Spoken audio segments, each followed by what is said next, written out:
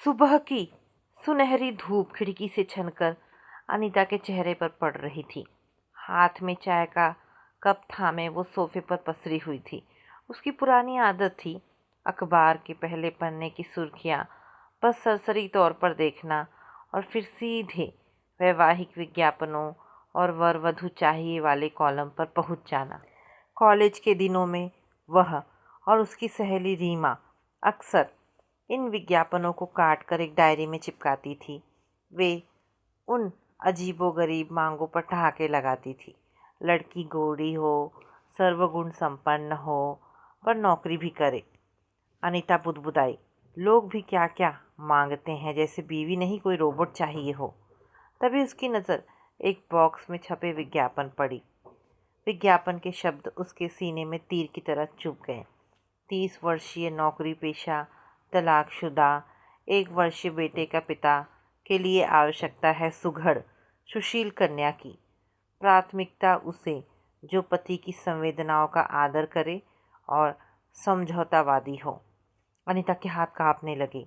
चाय की चंद बूंदें उसकी ड्रेस पर गिरी, पर उसे होश नहीं था। 30 साल, 1 साल का बेटा, समझौतावादी। उसके दिमाग में जैसे हथौड़े चलने लगे। क्या ये शेखर है? पर वो तलाकशुदा कैसे लिख सकता है? अभी तो मामला कोर्ट तक पहुंचा भी नहीं था। अतीत की परतें एक एक करके खुलने लगी। उसे याद आया वह दिन जब शादी के ठीक 3 महीने बाद उसने शेखर के सामने अपनी पहली बड़ी शर्त रखी थी। शादी के शुरुआती दिन किसी सपने जैसे होने चाहिए थे, पर अनीता के लिए वे एक बोझ थे। शेखर का घर पुराना था और वहाँ उसकी माँ सुशीला जी और बहन रश्मि का अनुशासन चलता था। उस रविवार की दोपहर शेखर ऑफिस की छुट्टी का आनंद ले रहा था। अनीता कमरे में आई और बिना किसी भूमिका के बोली, शेखर, हमें अब अपना अलग घर बसा लेना चाहिए। यहाँ मेरा दम घुटता है। शेखर जो एक किताब पढ़ रहा था चौंक कर सीधा बैठ गया। क्या कह रही हो अनीता? अभी तो हमारी शादी को 3 महीने ही हुए हैं और तुम्हें पता है मैं इस घर का इकलौता बेटा हूँ। पिताजी के जाने के बाद माँ और रश्मि की पूरी जिम्मेदारी मुझ पर है। अनीता ने अपने नाखून देखते हुए कहा, तो क्या तुम्हारी जिम्मेदारी सिर्फ उनके प्रति है, मेरे प्रति कुछ नहीं? मुझे अपनी प्राइवेसी चाहिए। मुझे नहीं पसंद कि मैं कब उठूं और क्या पहनूं, इस पर तुम्हारी माँ की नज़र रहे। अनीता, माँ ने कभी तुम्हें कुछ नहीं कहा। शेखर का स्वर थोड़ा ऊंचा हुआ। तुम सुबह 9 बजे तक सोती हो, फिर भी वो चुपचाप नाश्ता बना देती हैं। वे तो तुम्हें अपनी बेटी की तरह रखना चाहती हैं। बेटी की तरह नहीं, नौकरों की तरह, अनीता चिल्लाई। वे मुझे रसोई में बुलाकर सुघड़ बनाना चाहती हैं। मुझे नहीं बनना सुघड़, मुझे आज़ादी चाहिए। शेखर ने उसे समझाने की कोशिश की। शादी एक समझौता है अनीता, इसमें 2 परिवार मिलते हैं, सिर्फ 2 लोग नहीं। मेरे लिए शादी समझौता नहीं, बंधन बनती जा रही है। अनीता ने कड़े शब्दों में कहा, अगर तुम्हें मेरे साथ रहना है तो अलग घर लेना ही होगा, वरना। वरना क्या? शेखर की आवाज़ में पहली बार कठोरता आई। वरना मैं चली जाऊंगी, अनीता ने धमकी दी और कमरे से बाहर निकल गई। उस रात घर के वातावरण में जो सन्नाटा पसरा, उसने आने वाले तूफानों की आहट दे दी थी। अनीता की दी गई धमकी शेखर के कानों में किसी गर्म पिघले हुए शीशे की तरह उतर रही थी। उस रात बेडरूम की खामोशी इतनी भारी थी कि शेखर को अपनी ही सांसों की आवाज़ डराने लगी थी। बगल में लेटी अनीता करवटें बदल रही थी, लेकिन वह गहरी नींद में नहीं थी। वह अपनी जीत के इंतज़ार में थी। अगली सुबह जब सूरज की पहली किरण खिड़की के पर्दों को चीरकर अंदर आई, तो शेखर की आंखें थकान और अनिद्रा से लाल थी। वो भारी कदमों से रसोई की ओर गया। वहाँ उसकी माँ सुशीला जी रोज की तरह मध्यम आंच पर चाय बना रही थी। रश्मि पास ही खड़ी सब्जियां काट रही थी। घर का वातावरण सामान्य दिख रहा था, पर शेखर जानता था कि यह उस तूफान से पहले की शांति है जो उसके घर की नींव हिलाने वाला है। बेटा, रात को ठीक से सोए नहीं क्या? माँ ने शेखर का उतरा हुआ चेहरा देखकर ममता भरे स्वर में पूछा। शेखर ने नज़रें चुरा ली। नहीं माँ, बस दफ्तर के कुछ काम का तनाव था। तभी अनीता रसोई के दरवाजे पर आकर खड़ी हो गई। उसके चेहरे पर रात की कड़वाहट अभी भी बरकरार थी। उसने ना तो माँ को प्रणाम किया और ना ही रश्मि की ओर देखा। उसने सीधे शेखर की आंखों में झांका, जैसे पूछ रही हो क्या फैसला किया। नाश्ते की मेज पर सन्नाटा पसरा था। अनीता ने प्लेट में रखे पराठे को बस कांटे से कुरेदा। माँ जी, उसने अचानक चुप्पी तोड़ी, शेखर ने शायद आपको बताया होगा कि हम अब अपने लिए एक अलग आशियाना तलाश रहे हैं। सुशीला जी के हाथ से चाय का कप छूटते छूटते बचा। रश्मि ने अपनी भाभी की ओर अचंभे से देखा। शेखर की नजरें झुक गई। वो अपनी थाली में सिमट कर रह गया। अलग घर? पर क्यों अनीता बहू? माँ की आवाज़ में एक थरथराहट थी। क्या यहाँ कोई कमी है? अगर मुझसे या रश्मि से कोई गलती हुई हो तो हमें बताओ, हम सुधार लेंगे। अनीता ने ठंडी मुस्कुराहट के साथ कहा, कमी किसी की नहीं है, बस मुझे अपनी आज़ादी चाहिए। मैं चाहती हूँ कि मेरे घर में मेरे नियम हो। यहाँ हर बात पर मुझे आपकी सलाह और अनुभव की पोटली सुननी पड़ती है। मैं इस दम घोटू माहौल में नहीं रह सकती। दम घोटू? रश्मि से अब रहा नहीं गया। भाभी, माँ ने तो हमेशा आपकी पसंद का ख्याल रखा है। आप दोपहर तक सोती हैं, माँ खुद सारा काम करती हैं ताकि आपकी नींद ना टूटे। क्या इसे आप बंधन कहती हैं? रश्मि, चुप हो जा। शेखर पहली बार कड़क कर बोला। बड़ों के बीच मत बोल। शेखर का दिल छलनी हो रहा था।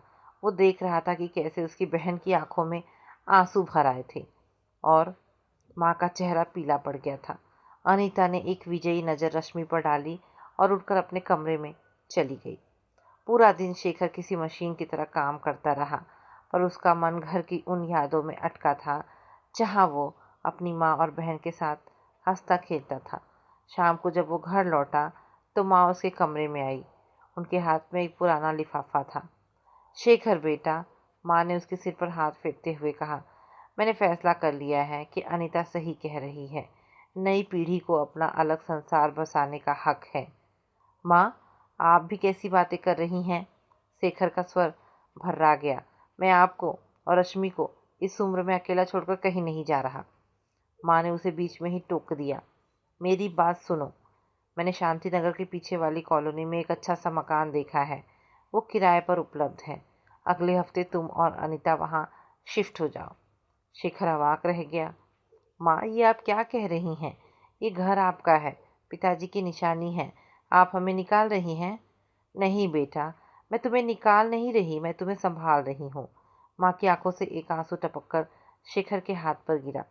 अगर तुम लोग यहाँ रहे तो रोज के झगड़े हमारे रिश्ते को पूरी तरह ख़त्म कर देंगी। अलग रहकर शायद अनीता को मेरी कमी महसूस हो। शायद उसके मन में हमारे लिए सम्मान जागे। प्यार के लिए कभी कभी दूरी ज़रूरी होती है। अगले 7 दिन शेखर के जीवन के सबसे कठिन दिन थे। एक तरफ अनीता थी जो चहक चहक कर नए घर के लिए पर्दे और फर्नीचर पसंद कर रही थी, और दूसरी तरफ उसकी माँ और बहन थी जो चुपचाप उसके कपड़े और ज़रूरत का सामान पैक कर रही थी। विदाई वाले दिन जब शेखर ने माँ के पैर छुए तो फूट फूट कर रो पड़ा। मुझे माफ़ कर देना माँ, मैं एक अच्छा बेटा साबित नहीं हो पाया। माँ ने उसे गले लगाया और कान में धीरे से कहा, अपना घर बसाए रखना शेखर, बस मेरी यही कामना है। अनीता बाहर गाड़ी में बैठी हॉर्न बजा रही थी। उसके चेहरे पर दुख की एक लकीर तक नहीं थी। उसे लग रहा था कि उसने अपनी पहली जंग जीत ली है। उसे क्या पता था कि जिस आज़ादी के लिए उसने एक भरा पूरा परिवार तोड़ दिया, वही आज़ादी एक दिन उसके लिए सबसे बड़ी जेल बन जाएगी। नए घर में कदम रखते ही अनीता की खुशी का ठिकाना ना था। अब कोई उसे टोकने वाला नहीं था कि साड़ी का पल्लू ठीक करो, या रसोई में दिया जलाओ, या मंदिर में दिया जलाओ। उसने घर को अपने हिसाब से सजाया। दीवारों पर गहरे रंग, मॉडर्न आर्ट की पेंटिंग्स और कोने कोने में कीमती शोपीस। शेखर के लिए वो घर किसी होटल जैसा था, सुंदर लेकिन बिना रौनक का। वो सुबह दफ्तर जाता और शाम को थक कर लौटता। अनीता ने अब घर की जिम्मेदारी एक काम वाली और रसोइयों को सौंप दी थी। उसका अधिकांश समय अब मोहल्ले के वुमेंस क्लब और किटी पार्टियों में बीतने लगा। एक शाम शेखर काम से वापस आया तो देखा कि घर में 5-6 महिलाएं बैठी ठहाके लगा रही थी। मेज पर पिज़्ज़ा के डिब्बे और कोल्ड ड्रिंक की बोतलें बिखरी पड़ी थी। पूरे घर में सिगरेट के धुएं की हल्की सी गंध थी, जो शायद उसकी किसी सहेली की देन थी। शेखर बिना कुछ कहे अपने कमरे की ओर बढ़ने लगा। अनीता ने उसे आवाज़ दी, अरे शेखर, आओ मिलो मेरी सहेलियों से, ये कामिनी है और ये सुजाता। शेखर ने बस औपचारिक नमस्ते की और हाथ मुंह धोने चला गया। जब सहेलियां चली गई तो अनीता कमरे में आई। तुम हमेशा ऐसे ही रूखे क्यों रहते हो? अनीता ने शिकायत की। मेरी सहेलियों के सामने कम से कम मुस्कुरा तो दिया करो। शेखर ने तौलिए से मुंह पोंछते हुए कहा। अनीता, मैं थक कर आता हूँ। मुझे घर में शांति चाहिए, न कि किटी पार्टियों का शोर। और ये सब क्या है? घर की हालत देखी, झूठी प्लेटें यहाँ वहाँ पड़ी हैं। तो क्या हुआ? नौकरानी सुबह साफ कर देगी। तुम अपनी माँ की तरह पुरानी सोच के मत बनो, अनीता ने लापरवाही से कहा। आजकल की लाइफस्टाइल यही है। शेखर ने एक ठंडी सांस ली। अनीता, लाइफस्टाइल का मतलब अपनों का अनादर करना नहीं होता। कल माँ का फ़ोन आया था, रश्मि की तबीयत ठीक नहीं है। मैं सोच रहा था कल सुबह जाकर उन्हें देख आऊं। अनीता के माथे पर बल पड़ गए। अभी तो हम अलग हुए हैं और तुम फिर वहीं जाने की बात करने लगे। अगर तुम्हें अपनी माँ बहन की इतनी ही फिक्र है तो यहाँ आए ही क्यों थे? वो मेरी माँ है अनीता, रिश्ता ख़त्म नहीं हुआ है, सिर्फ घर बदला है, शेखर ने दृढ़ता से कहा। ठीक है, जाओ, पर याद रखना अगर तुम वहाँ गए तो मैं भी अपने मायके चली जाऊंगी। अनीता ने फिर वही पुराना हथियार इस्तेमाल किया। अगले दिन शेखर माँ से मिलने गया। माँ ने उसे देखते ही ढेर सारा प्यार लुटाया और उसके पसंदीदा पराठे बनाए। शेखर ने बहुत दिनों बाद भरपेट खाना खाया, लेकिन जब वो घर लौटा तो वहाँ एक और महाभारत उसका इंतज़ार कर रही थी। अनीता भूखी बैठी थी और गुस्से से भरी हुई। तुम्हें पता है मैं तुम्हारा इंतज़ार कर रही थी। मैंने तुमसे कहा था ना कि मैं माँ के यहाँ जा रहा हूँ, तुम खा लेती। शेखर ने नरमी से कहा। मैं कैसे खा लेती? मैं तुम्हारी पत्नी हूँ, पर तुम्हें मेरी क्या परवाह? तुम्हें तो बस अपनी माँ के हाथ का स्वाद चाहिए। अब मुझे भी भूख नहीं है। उसने खाना फेंक दिया और कमरे का दरवाज़ा ज़ोर से बंद कर लिया। शेखर अंधेरे ड्राइंग रूम में सोफे पर बैठ गया।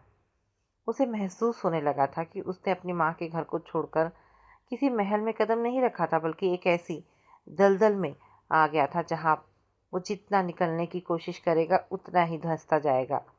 रिश्तों की ये रस्साकसी अब उसकी सहन शक्ति की परीक्षा ले रही थी। अलग घर में रहते हुए लगभग 9 महीने बीत चुके थे। शेखर और अनीता के बीच बातचीत अब केवल औपचारिकताओं तक सीमित रह गई थी। खाना खा लिया, बिजली का बिल भर दिया, जिसे सवाल ही उनके संवाद का आधार थे। लेकिन एक सुबह अनीता ने जब शेखर को अपनी गर्भावस्था की खबर दी तो जैसे सूखे पड़े उपवन में बारिश की पहली बूंद गिरी हो। शेखर की आंखों में चमक आ गई। उसने अनीता का हाथ थाम लिया, जो शायद महीनों बाद उसने किया था। अनीता, क्या ये सच है? मैं पिता बनने वाला हूँ। अनीता ने बस धीरे से सिर हिलाया।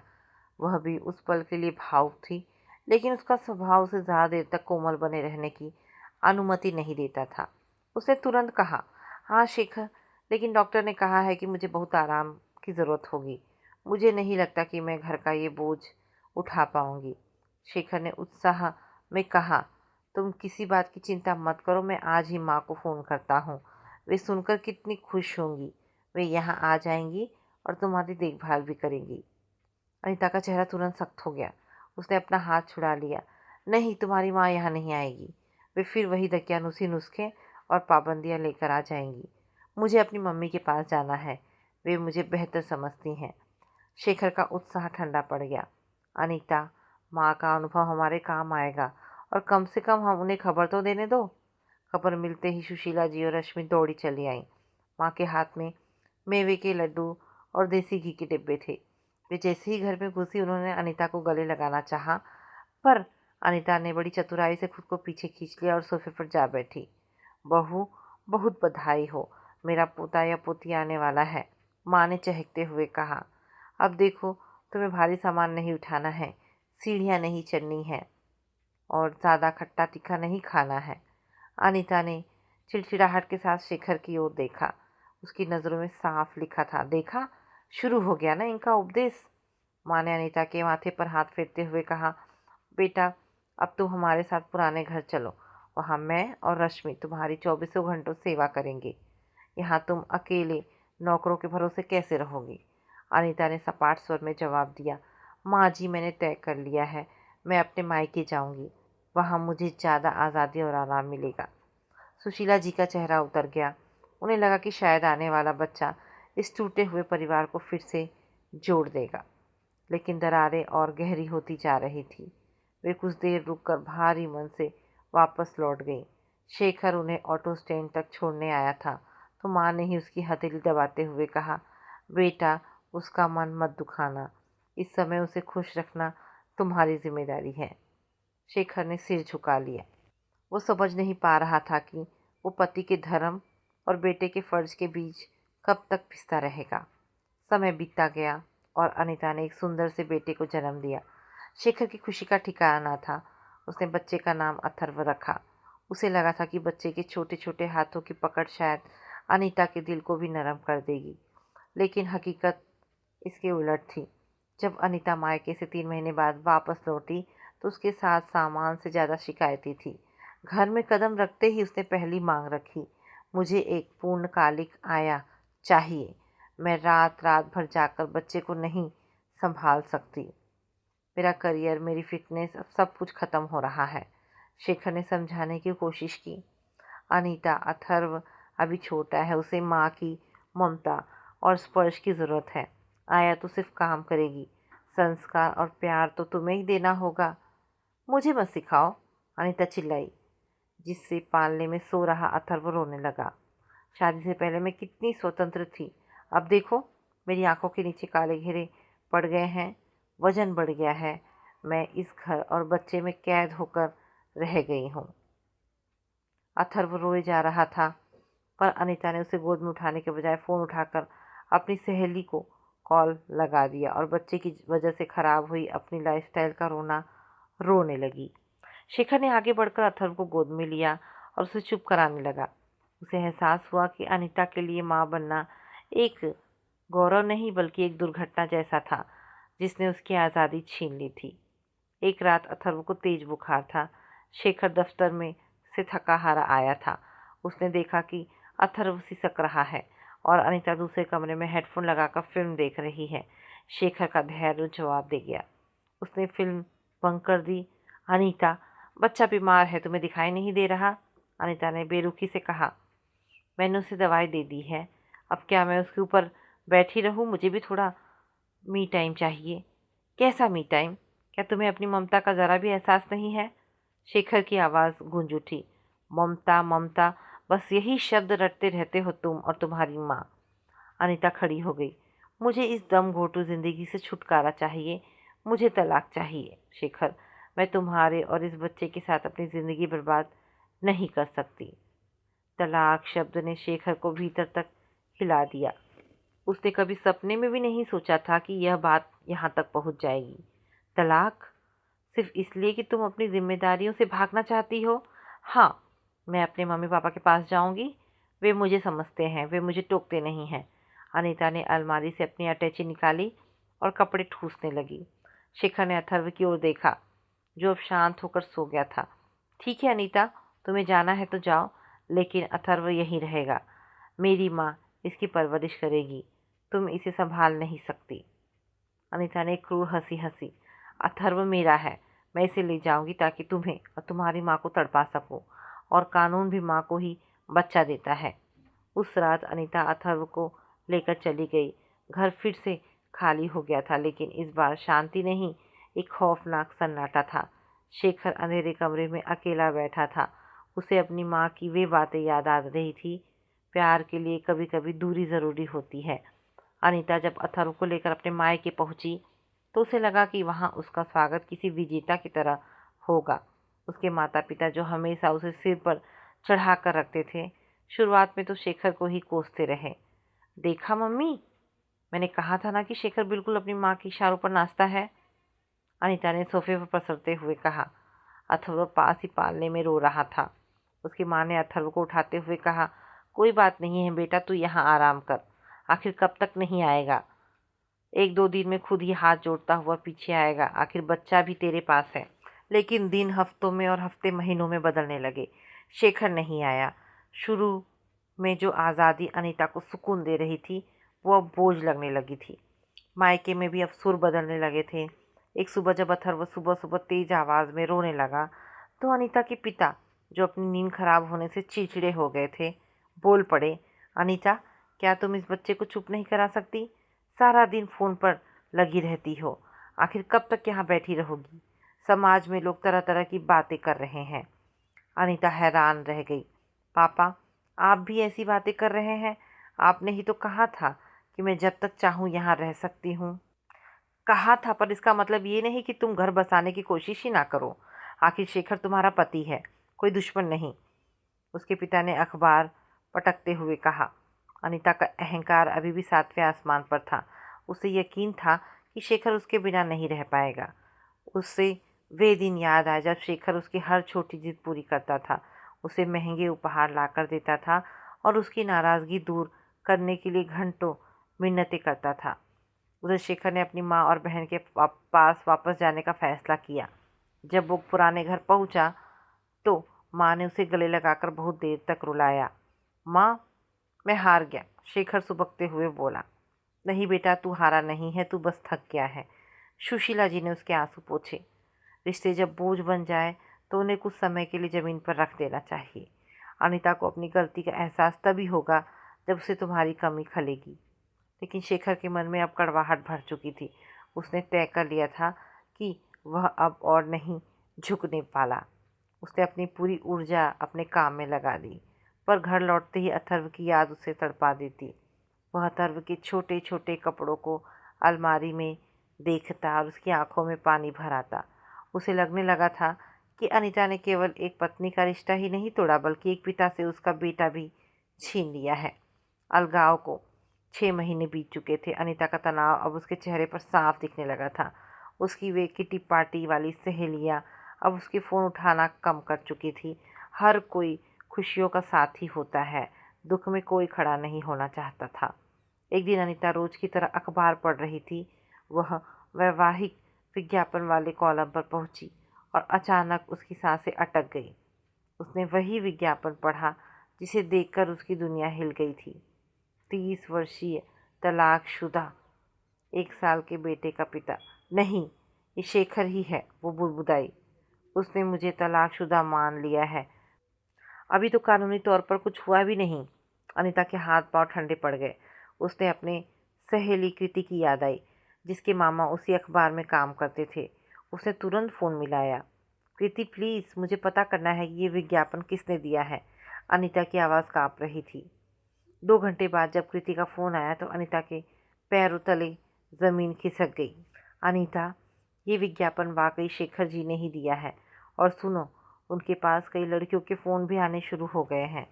अनीता का अहंकार ताश के पत्तों की तरह ढह गया। उसे अपनी सारी गलतियाँ एक फ़िल्म की तरह आंखों के सामने घूमने लगी। उसे याद आया कि कैसे उसने शेखर की माँ को घर से निकलवाया, कैसे उसने अथर्व की देखभाल में लापरवाही की और कैसे उसने बार बार तलाक की धमकी दी। उस रात अनीता सो नहीं पाई। उसे लगा कि वो कितनी बड़ी मूर्ख थी।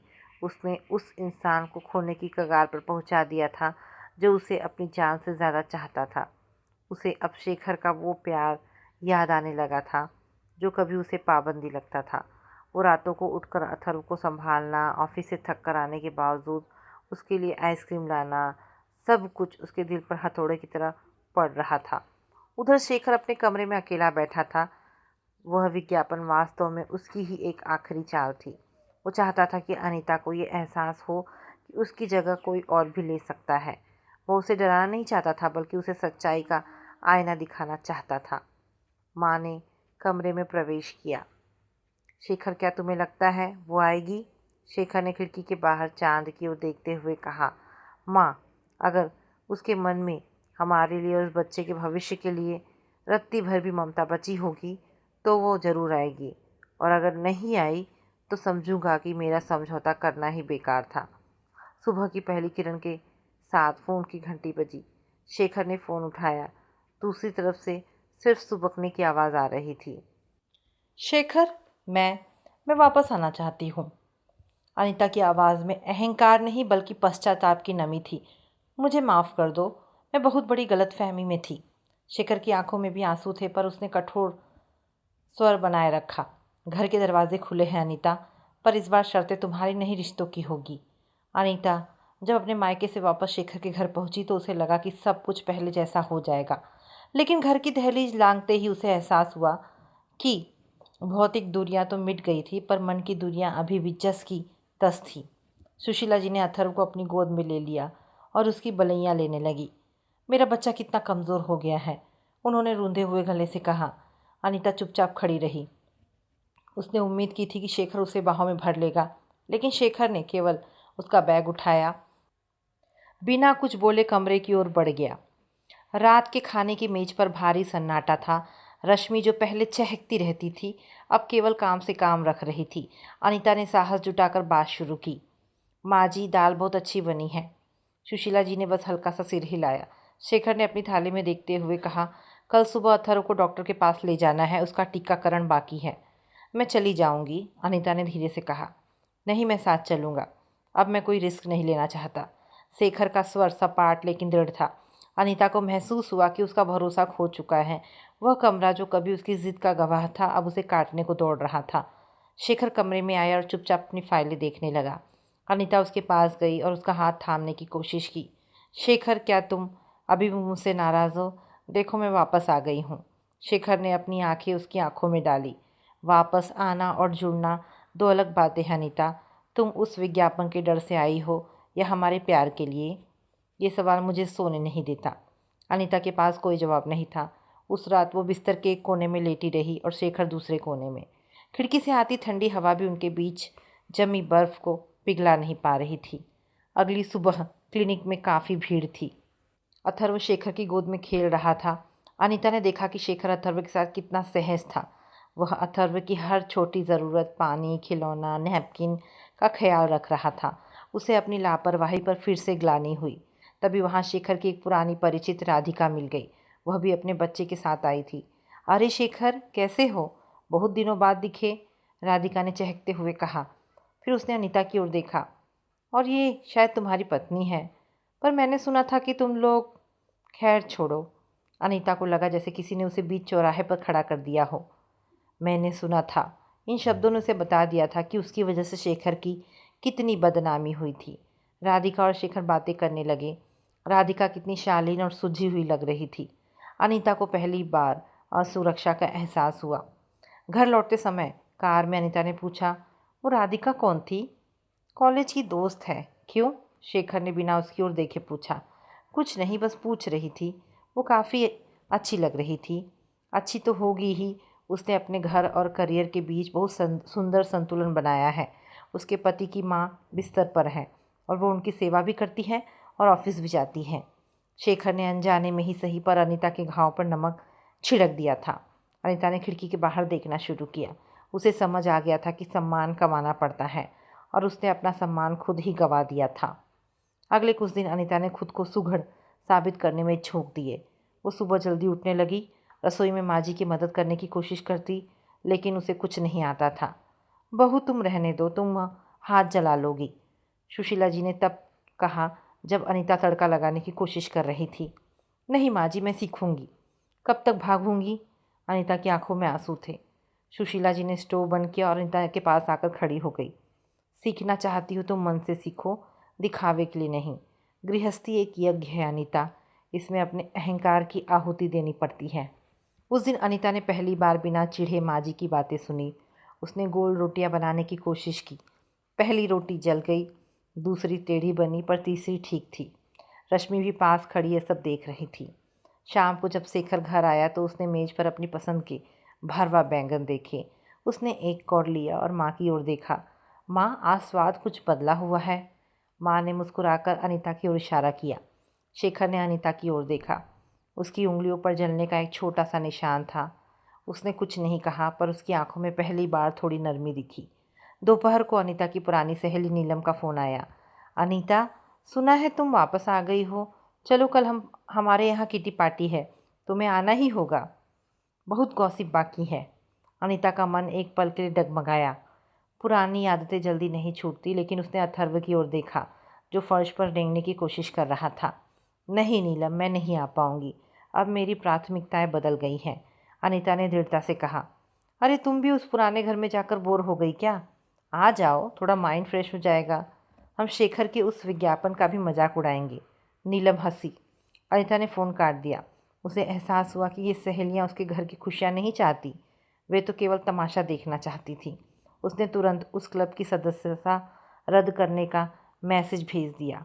रात को उसने शेखर को बताया, मैंने क्लब छोड़ दिया है शेखर, मैं अब अथर्व और इस घर पर ध्यान देना चाहती हूँ। शेखर ने उसे गौर से देखा। क्या तुम ये सब दबाव में कर रही हो? नहीं, अपनी इच्छा से। मुझे समझ आ गया है कि आज़ादी दूसरों का अपमान करने में नहीं बल्कि खुद पर नियंत्रण रखने में है।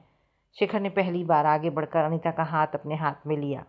अगर ये सच है तो शायद हम एक नई शुरुआत कर सकते हैं। अनीता और शेखर के बीच की बर्फ़ पिघलने तो लगी थी, लेकिन विश्वास की डोर अभी भी बहुत कच्ची थी। शेखर का ऑफिस से लौटकर बार बार अथर्व को चेक करना और अनीता के हाथों की बनी चीज़ों को संदेह भरी नज़रों से देखना अनीता को चुभता था, पर वो जानती थी कि ये उसकी अपनी गलतियों का नतीजा है। एक दिन शेखर का फ़ोन डाइनिंग टेबल पर रह गया। अचानक उस पर एक मैसेज आया। अनीता ने अनजाने में स्क्रीन की ओर देखा। वह प्रियंका का मैसेज था। शेखर, क्या तुम आज शाम को मिल सकते हो? मुझे उस प्रोजेक्ट के बारे में कुछ सलाह चाहिए थी। अनीता का दिल तेज़ी से धड़कने लगा। पुरानी अनीता होती तो अब तक घर सिर पर उठा लेती, पर आज वो खामोश रही। जब शेखर तैयार होकर बाहर जाने लगा तो अनीता ने बस इतना पूछा, क्या तुम प्रियंका से मिलने जा रहे हो?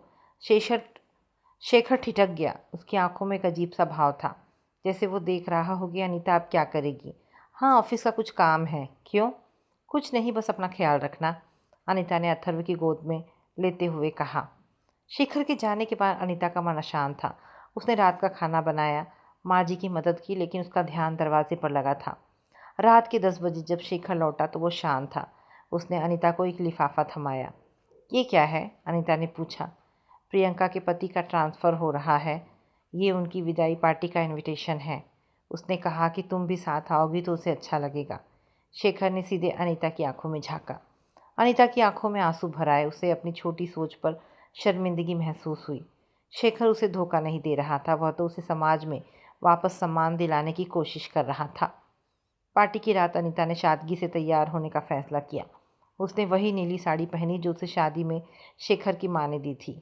पार्टी में वही लोग थे जिन्होंने कुछ महीने पहले अनीता और शेखर के अलगाव के चर्चे किए थे। अरे अनीता, कैसी हो? सुना है तुम काफ़ी समय मायके में थी, एक महिला ने व्यंग्य से पूछा।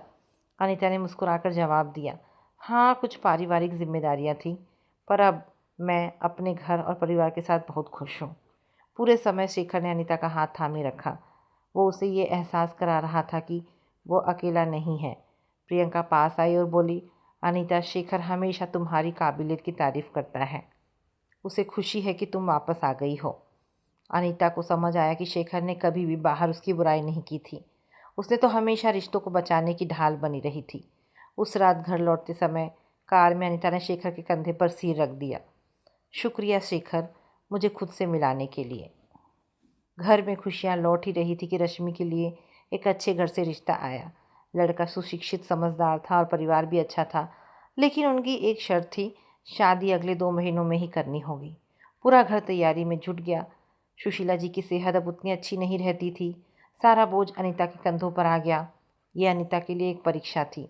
जहाँ वो पहले खुद का बिस्तर ठीक नहीं करती थी, अब उस पूरे घर की व्यवस्था, मेहमानों की खातिरदारी और शादी की खरीदारी संभालनी थी। अनीता बहू, क्या तुम सब ये कर पाओगी? सुशीला जी ने चिंतित होकर पूछा। माँ जी, आपने सालों तक इस घर को संभाला है, अब आपकी बेटी की शादी है, आप बस आराम कीजिए और मुझे आशीर्वाद दीजिए, अनीता ने विश्वास के साथ कहा। अनीता सुबह 5 बजे उठती, अथर्व को संभालती, फिर घर के कामों में लग जाती। वो खुद बाजार जाकर कपड़ों और गहनों का मोल भाव करती।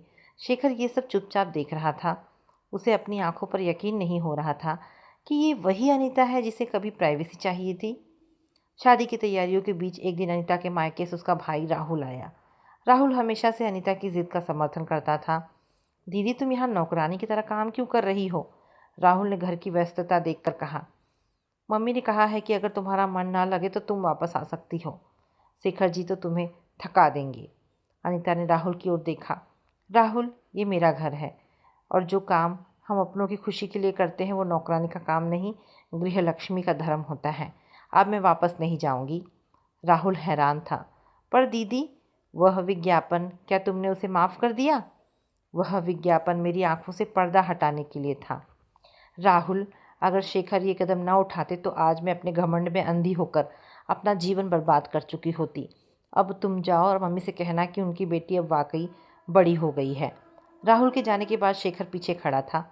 उसने अनीता की सारी बातें सुन ली थी। उसने पास आकर अनीता को गले लगा दिया।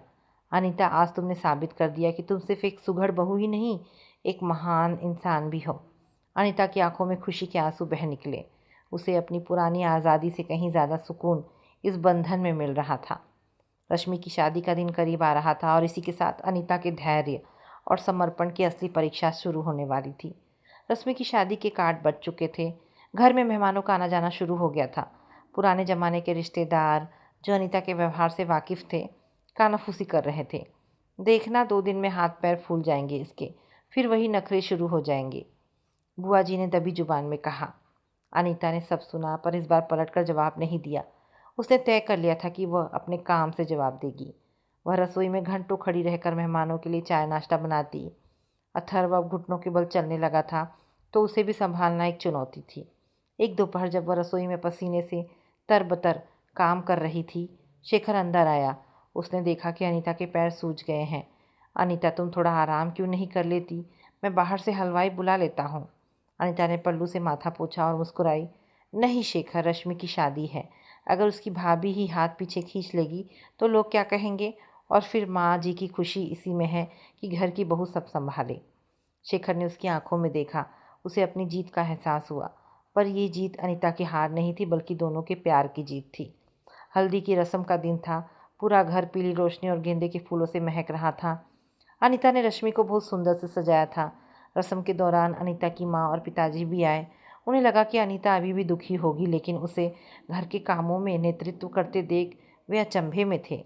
अनीता की माँ ने उसे कोने में ले जाकर पूछा, बेटा तू खुश तो है ना? कहीं ये लोग तुझ पर ज़बरदस्ती तो नहीं कर रहे? अनीता ने अपनी माँ का हाथ थामा। मम्मी, ज़बरदस्ती तब महसूस होती है जब मन में कड़वाहट हो। अब मुझे समझ आ गया है कि परिवार को जोड़कर रखने में जो सुख है वो अकेले रहने में कभी नहीं मिल सकता। आप चिंता मत कीजिए, शेखर मेरा बहुत ख्याल रखते हैं। तभी शेखर ने दूर से अनीता को इशारा किया। वो अथर्व को संभालने में उसकी मदद मांग रहा था। अनीता खिलखिलाकर हंस पड़ी। उसकी वह हंसी बनावटी नहीं थी, वो उसके भीतर से निकल रही थी। शादी का दिन आ गया। कब रश्मि दुल्हन के लिबास में अप्सरा जैसी लग रही थी। अनीता ने एक बड़ी बहन की तरह हर रस्म को बखूबी निभाया। जब रश्मि की विदाई का समय आया तो पूरा घर भावुक हो गया। रश्मि अपनी माँ से लिपट कर रो रही थी। फिर वो अनीता के पास आई। उसने अनीता के हाथ पकड़ लिए। भाभी, मुझे माफ़ कर देना। मैंने शुरुआत में आपके प्रति मन में बहुत कड़वाहट रखी थी, लेकिन इस पिछले कुछ हफ्तों में आपने जो किया उसने मेरा दिल जीत लिया। आप इस घर की असली नींव हैं। अनीता ने उसे गले लगा लिया। पगली, पुरानी बातें भूल जा। अब तू नए घर जा रही है। बस याद रखना कि रिश्तों को सींचना पड़ता है, वे अपने आप नहीं चलते। विदाई के बाद जब घर खाली खाली सा लगने लगा तो सुशीला जी ने अनीता को अपने पास बुलाया। उन्होंने अपनी अलमारी से एक पुरानी चांदी की चाबियों का गुच्छा और एक भारी कंगन निकाला। बहू, ये कंगन मेरी सास ने मुझे दिए थे। आज मैं ये तुम्हें सौंपती हूँ। तुमने न केवल मेरा घर बचाया बल्कि मेरी बेटी की शादी को भी यादगार बना दिया। आज से तुम सिर्फ इस घर की बहू नहीं, इस घर की मालकिन हो। अनीता की आंखों से आंसू छलक पड़े। ये कंगन केवल गहना नहीं था, ये उस विश्वास का प्रतीक था जिसे उसने खो दिया था और अब कड़ी मेहनत से दोबारा हासिल किया था। शादी की थकान उतरी ही थी कि शेखर के ऑफिस से एक बड़ी खबर आई। शेखर का प्रमोशन हो गया था, लेकिन इसके साथ ही उसका तबादला एक दूसरे शहर में होने वाला था। रात को शेखर ने अनीता को ये बात बताई। अनीता, कंपनी चाहती है कि मैं अगले महीने से बेंगलुरु ऑफिस ज्वाइन करूँ। प्रमोशन बहुत अच्छा है, पर माँ जी। अनीता सोच में पड़ गई। माँ जी हमारे साथ चलेंगी, उन्हें हम यहाँ अकेला नहीं छोड़ सकते। लेकिन माँ जी का कहना है कि वे इस उम्र में अपना शहर और पुरानी सहेलियों को नहीं छोड़ना चाहती। वे चाहती है कि हम जाएं और अपना करियर बनाएं। शेखर ने चिंतित होकर कहा। अनीता के सामने फिर से वही पुरानी स्थिति खड़ी थी। अलग घर, पर इस बार इरादा अलग था। पिछली बार वो भाग रही थी, इस बार वो जिम्मेदारी और तरक्की के बीच खड़ी थी। अनीता सुशीला जी के पास गई। माँ जी, अगर हम चले गए तो आपकी देखभाल कौन करेगा? सुशीला जी ने शांति से कहा, बेटा, पक्षी जब बड़ा होता है तो उसे उड़ना पड़ता है। तुम लोग जाओ, रश्मि पास ही के शहर में है, वो आती रहेगी। और फिर तुमने मुझे इतना प्यार दे दिया है कि मैं अकेले भी खुश रह लूँगी। अनीता ने खिड़की के बाहर देखा। उसे डर था कि कहीं दूर जाने से फिर वही आज़ादी वाला भूत उसके सिर न चढ़ जाए। क्या वो नए शहर में बिना माँ जी की छत्र छाया के खुद को और अपने परिवार को संभाल पाएगी? बेंगलुरु का वातावरण अनीता के पुराने शहर से बिल्कुल अलग था। यहाँ की रफ्तार तेज थी और सड़कों पर हर तरफ आधुनिकता थी। शेखर ने एक अच्छे इलाके में घर लिया था। माँ जी को साथ लाने की अनीता की लाख कोशिशों के बावजूद सुशीला जी ने अपने पुराने घर में ही रुकने का फैसला किया, ये कहते हुए कि हर पौधे की जड़ें एक उम्र के बाद नहीं बदली जा सकती। शुरुआत में अनीता को फिर से वही पुरानी आज़ादी मिली जिसका उसने कभी सपना देखा था। कोई सास नहीं, कोई टोकने वाला नहीं, लेकिन इस बार अनीता बदली हुई थी। उसने घर को प्राइवेसी का अड्डा नहीं बल्कि एक मंदिर की तरह सजाया। वो रोज़ सुबह माँ जी को फ़ोन करती, उनसे खाने की रेसिपी पूछती और अथर्व की शरारतें वीडियो कॉल पर दिखाती। शेखर अपने नए प्रमोशन के कारण काफ़ी व्यस्त रहने लगा था। वो अक्सर देर से घर लौटता। बेंगलुरु की उस सोसाइटी में अनीता की मुलाकात नताशा से हुई। नताशा एक स्वतंत्र विचारों वाली महिला थी जो अपनी शर्तों पर जीती थी। एक शाम नताशा ने अनीता को अपनी किटी पार्टी में बुलाया। पार्टी में अनीता ने देखा कि सब महिलाएं अपने पति, ससुराल और घरेलू जिम्मेदारियों का मजाक उड़ा रही थीं। अरे अनीता, तुम अभी भी वही पुरानी विचारधारा लेकर चल रही हो। देखो, यहाँ हम सब आज़ाद हैं। पति कमाता है तो हमें भी अपनी लाइफ एंजॉय करनी चाहिए, एक महिला ने ड्रिंक का गिलास बढ़ाते हुए कहा। अनीता को एक पल के लिए अपना पुराना वर्जन याद आया। उसे लगा जैसे अतीत उसे वापस खींच रहा है, पर तभी उसके फ़ोन पर अथर्व की फ़ोटो वाली स्क्रीन जली। उसने मुस्कुराकर गिलास मना कर दिया। आज़ादी दूसरों का मजाक उड़ाने में नहीं, अपनी जिम्मेदारियों को खुशी खुशी निभाने में है। जैसे जैसे दिन बीते अनीता ने महसूस किया कि शेखर अब उससे कटने लगा है। वो घर आता तो थका होता और बात करने के बजाय लैपटॉप पर काम करता रहता। एक रात अनीता ने बड़े प्यार से खाना बनाया था, पर शेखर ने बिना चखे ही कह दिया, भूख नहीं है अनीता, ऑफिस में बहुत काम है। अनीता को बुरा लगा। उसे लगा कि क्या वो फिर से उसी मोड़ पर खड़ी है जहाँ संचार खत्म हो जाता है। पर इस बार उसने गुस्सा नहीं किया, उसने धैर्य रखा। अगले दिन उसने शेखर के ऑफिस बैग की सफाई की तो उसे एक डायरी मिली। उसमें शेखर ने लिखा था, नया शहर, नई जिम्मेदारी। दबाव इतना है कि लगता है क्या मैं अपनी पत्नी और बच्चे को वो सुख दे पाऊंगा जिसका मैंने वादा किया था। मैं अनीता को अपनी चिंताओं से परेशान नहीं करना चाहता, इसलिए चुप रहता हूँ। अनीता की आंखों में आंसू आ गए। वह जिसे शेखर की बेरुखी समझ रही थी, वो असल में उसका अकेला संघर्ष था। अनीता ने उस रात शेखर का इंतज़ार किया। जब वो रात को 11 बजे थका हारा आया तो अनीता ने उसे पानी दिया और उसके पास बैठ गई। शेखर, मैं तुम्हारी पत्नी हूँ, सिर्फ घर संभालने वाली नहीं। अगर तुम काम के बोझ तले दब रहे हो तो उसे बांटना मेरा हक है। तुम्हारी चुप्पी मुझे आज़ादी नहीं बल्कि अकेलापन देती है। शेखर ने हैरान होकर अनीता की ओर देखा। उसने अपनी सारी थकान और ऑफिस की राजनीति के बारे में उसे बताया। अनीता ने उसे सलाह दी और उसका हौसला बढ़ाया। उस रात शेखर को महीनों बाद चैन की नींद आई। उसे एहसास हुआ कि विज्ञापन ने अनीता को बदला था, लेकिन बेंगलुरु की चुनौतियों ने उसे एक सच्चा जीवन साथी बना दिया था। बेंगलुरु की भागदौड़ भरी जिंदगी में अनीता और शेखर अब पूरी तरह ढल चुके थे। एक शनिवार की सुबह जब दोनों अथर्व के साथ पार्क जाने की तैयारी कर रहे थे, तभी शेखर का फ़ोन बजा। स्क्रीन पर रश्मि का नाम चमक रहा था। हेलो भैया। रश्मि की आवाज़ सिसकियों में डूबी हुई थी। क्या हुआ रश्मि, तुम रो क्यों रही हो? शेखर का दिल किसी अनहोनी की आशंका से बैठने लगा। भैया, माँ सुबह मंदिर से लौटते वक्त उन्हें चक्कर आ गया। पड़ोसियों ने अस्पताल पहुंचाया है। डॉक्टर कह रहे हैं कि उन्हें छोटा सा स्ट्रोक आया है। वे वे बार बार भाभी और अथर्व को याद कर रही हैं। शेखर के हाथ से फ़ोन छूटते छूटते बचा। अनिता ने तुरंत स्थिति को संभाला। उसने ना रोना शुरू किया ना ही पैनिक हुई। उसने तुरंत अथर्व का बैग पैक किया और शेखर से कहा, शेखर, घबराने का समय नहीं है। तुम अभी फ़्लाइट की टिकट देखो, मैं घर बंद करने की तैयारी करती हूँ। बेंगलुरु की वो चकाचौंध अब अनीता को बेमानी लग रही थी। उसे अपनी सास का वो चेहरा याद आ रहा था जिसने उसके बिखरे हुए घर को समेटने के लिए खुद को बेदखल कर दिया था। जब वे अस्पताल पहुंचे तो सुशीला जी आईसीयू में थी। सफ़ेद चादरों के बीच उनका कमज़ोर शरीर और चेहरे पर खिंची ऑक्सीजन की नली देखकर अनीता की रुलाई फूट पड़ी। वो धीरे से उनके पास आई और उनका हाथ थाम लिया। सुशीला जी ने धीरे से आंखें खोली। उनकी आवाज़ बहुत धीमी थी। बहू, तुम आ गई। अथर्व कहाँ है? यही है माँ जी, आपके पास। आप जल्दी ठीक हो जाइए, फिर हम सब साथ बेंगलुरु चलेंगे, अनीता ने उनके हाथ चूमते हुए कहा। माँ जी ने एक फीकी मुस्कान के साथ शेखर की ओर देखा। बेटा, मुझे बेंगलुरु नहीं जाना। मुझे अपनी अंतिम सांस इसी घर में लेनी है जहाँ तुम्हारे पिता की यादें हैं। पर आज मुझे शांति है। मेरी बहू अब वाकई इस घर की गरिमा बन गई है। उस रात अनीता अस्पताल के ठंडे बेंच पर बैठी रही। उसने उन दिनों के बारे में सोचा जब उसने माँ जी को दम घोटू कहा था। आज उसे एहसास हुआ कि वही दम घोटू औरत उसकी सबसे बड़ी ताकत थी। उसने वही संकल्प किया कि अब वह माँ जी को छोड़कर कहीं नहीं जाएगी।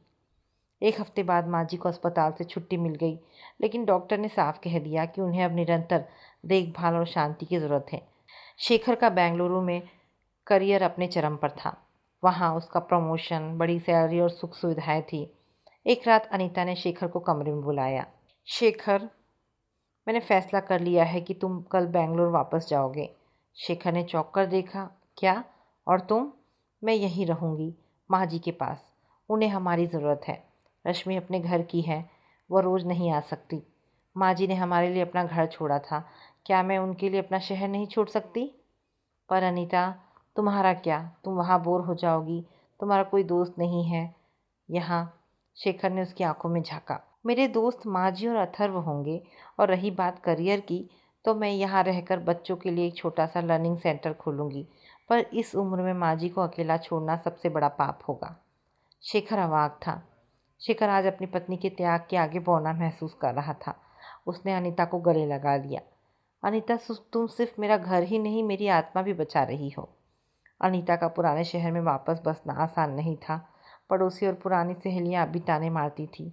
देखा, आ गई ना वापस हार मानकर। बड़े शहर में टिक नहीं पाई होगी। पर अनीता को अब इन बातों से कोई फ़र्क नहीं पड़ता था। वो सुबह माँ जी को दवा देती, उन्हें धूप में बैठाती और फिर अपने लर्निंग सेंटर का काम करती। अथर्व अब तुतलाकर माँ जी को दादी पुकारने लगा था। एक दिन वही नताशा, बेंगलुरु वाली सहेली का फ़ोन आया। अनीता, तुम पागल हो गई हो क्या? इतनी अच्छी लाइफ छोड़कर उस छोटे शहर में एक बुढ़िया की सेवा कर रही हो। अपनी जवानी बर्बाद कर रही हो तुम। अनीता ने शांति से जवाब दिया। नताशा, जवानी तब बर्बाद होती है जब इंसान के पास याद रखने के लिए कोई अच्छा काम ना हो। आज जब मैं माँ जी की आंखों में संतोष देखती हूँ तो मुझे जो सुकून मिलता है वो तुम्हारी किसी भी नाइट पार्टी में नहीं मिल सकता। अनीता ने फ़ोन काट दिया और रसोई की ओर बढ़ गई। आज माँ जी की पसंद की खीर बनानी थी। उसे महसूस हुआ कि समझौता अब उसे मजबूरी नहीं, बल्कि एक मधुर संगीत जैसा लगता है। देखते ही देखते 7 साल बीत गए। अथर्व अब 8 साल का हो गया था और अब वह केवल बच्चा नहीं, बल्कि घर की रौनक और सुशीला जी की लाठी बन गया था। बेंगलुरु से शेखर हर 15 दिन में चक्कर लगाता और उन दिनों घर में त्योहार जैसा माहौल होता। अनीता का लर्निंग सेंटर अब शहर का एक प्रतिष्ठित संस्थान बन चुका था। उसने केवल बच्चों को पढ़ाया नहीं था, बल्कि उन्हें संस्कारों की अहमियत भी सिखाई थी। वो अक्सर कहती, किताबें तुम्हें सफल बना सकती है, पर संस्कार तुम्हें इंसान बनाते हैं। सुशीला जी अब काफ़ी वृद्ध हो चुकी थी। वे अधिकांश समय धूप में बैठी माला जपती रहती। एक शाम अथर्व स्कूल से लौटकर सीधे दादी के पास गया और उनके पैर दबाने लगा। अनीता रसोई से ये दृश्य देख रही थी। उसे याद आया वह समय जब उसने खुद इस घर की बुजुर्ग महिला का अनादर किया था। आज उसका बेटा जो कर रहा था वो उसकी अपनी तपस्या का फल था। अनीता पास जाकर बैठ गई। सुशीला जी ने कांपते हाथों से उसका सिर सहलाया। बहू, आज मेरा मन बहुत हल्का है। मैंने जो सपना देखा था कि मेरा पोता और मेरी बहू इस घर की नींव बनेंगे, वो सच हो गया। अब अगर मुझे बुलावा आए तो मैं हंसते हंसते जा सकूंगी। अनीता की आंखों में आंसू आ गए। माँ जी, अभी तो आपको अथर्व की शादी देखनी है, ऐसी बातें मत कीजिए। पर वो जानती थी कि कुदरत का अपना नियम होता है। सर्दियों की एक शांत सुबह थी। सुशीला जी अपनी नींद में ही चिर निद्रा में लीन हो गई। चेहरे पर एक अजीब सा संतोष और मुस्कान थी। पूरा शहर उनके अंतिम दर्शन के लिए उमड़ पड़ा। हर किसी की जुबान पर एक ही बात थी, सुशीला जी बहुत किस्मत वाली थी जो उन्हें अनीता जैसी बहू मिली। क्रियाक्रम के बाद घर में एक खालीपन छा गया। शेखर, रश्मि और अनीता सब आंगन में बैठे थे। तभी शेखर ने अलमारी से एक पुराना संदूक निकाला। उसमें वही वैवाहिक विज्ञापन वाला अखबार का टुकड़ा रखा था जो अब पीला पड़ चुका था। अनीता ने उसे हाथ में लिया और मुस्कुराई। शेखर, आज तुम्हें सच बताना ही होगा। क्या तुम वाकई दूसरी शादी करने वाले थे? शेखर ने भावुक होकर अनीता का हाथ पकड़ा। अनीता, उस दिन भी मैंने कहा था और आज फिर कहता हूँ, वह विज्ञापन मेरी तरफ से एक प्रार्थना थी ईश्वर से कि मेरी पत्नी को उसकी असलियत का एहसास हो जाए। मैं जानता था कि तुम दिल की बुरी नहीं हो, बस थोड़ी राह भटक गई थी। मैं तुम्हारे बिना जीने की कल्पना भी नहीं कर सकता था। अनीता ने वो अखबार का टुकड़ा पास जल रहे दिए की लौ में डाल दिया। अब इसकी ज़रूरत नहीं है शेखर। जो सबक मुझे सीखना था वो मैंने सीख लिया। समझौता शब्द मुझे कभी बोझ लगता था, पर आज समझ आया कि समझौता हार नहीं, बल्कि दो जिंदगियों को एक सूत्र में पिरोने वाली गांठ है। तभी अथर्व अंदर आया और बोला, मम्मी पापा चलिए ना, दादी की याद में हमें उस अनाथालय में खाना बांटने जाना है। अनीता और शेखर एक दूसरे की आंखों में देखते हुए मुस्कुराए। उनके बीच अब कोई विज्ञापन, कोई दीवार और कोई प्राइवेसी की शर्त नहीं थी। अब सिर्फ एक संपूर्ण परिवार था जो सम्मान और प्रेम की नींव पर खड़ा था। सांझ की ढलती रोशनी में घर का वो आंगन फिर से जगमगा उठा था, जहाँ कभी अंधेरा छाने की आहट हुई थी। तो दोस्तों, ये कहानी यहाँ पर समाप्त होती है। दोस्तों, आधुनिकता और आज़ादी का अर्थ अपनों का त्याग करना नहीं, बल्कि उनके साथ मिलकर एक बेहतर समाज का निर्माण करना है। दोस्तों, ये कहानी आपको कैसी लगी? आशा करती हूँ कहानी पसंद आई होगी। अगर कहानी पसंद आई है तो प्लीज़ इसे लाइक एंड शेयर करें। दोस्तों, ऐसी ढेरों पारिवारिक और शिक्षाप्रद कहानी सुनने के लिए मेरे चैनल को प्लीज़ सब्सक्राइब करें। धन्यवाद दोस्तों, मिलते हैं एक नई कहानी के साथ।